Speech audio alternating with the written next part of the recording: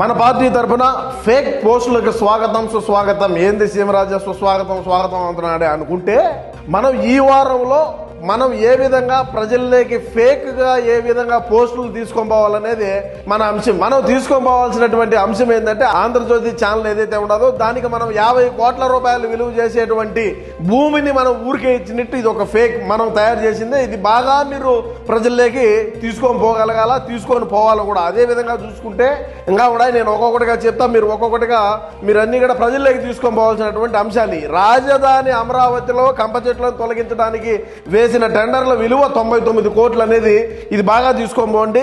ఈనాడు ఆంధ్రజ్యోతి రాస్తున్నట్టుగా 100 పరిశ్రమలు వస్తున్నాయని రాయడమే తప్ప ఒక పరిశ్రమ కూడా రాలేదు మన రాష్ట్రానికి అనేది మీరు బాగా ప్రజలకు తీసుకొని పోగలగాలి. అదేవిధంగా ఆంధ్రజ్యోతిలో వచ్చినటువంటి రాతలు ఏవైనా సరే వాటిని తీవ్రంగా ఖండియాలా. ఈనాడులో వచ్చిన పేపర్లు ఏవైనా సరే వాటిని తీవ్రంగా ఖండించాలా.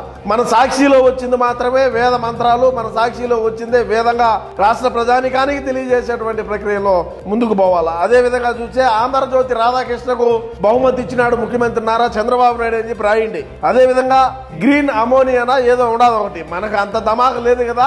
బాబు లోకేష్ కృషి వల్ల కాకినాడకు గ్రీన్ అమోనియా ప్రాజెక్టు వచ్చింది అనడం అబద్ధం.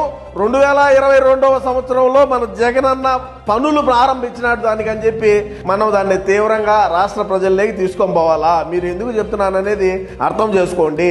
మీరు బాగా ఫేక్ పోస్టులు చేసేదానికి రెడీగా ఉండండి. ఇటువంటి రాబోయే రోజుల్లో చాలా ఫేక్ పోస్టులే వచ్చాయని కూడా ఈ సందర్భంగా నేను తెలియజేసుకుంటున్నా. నమస్కారం.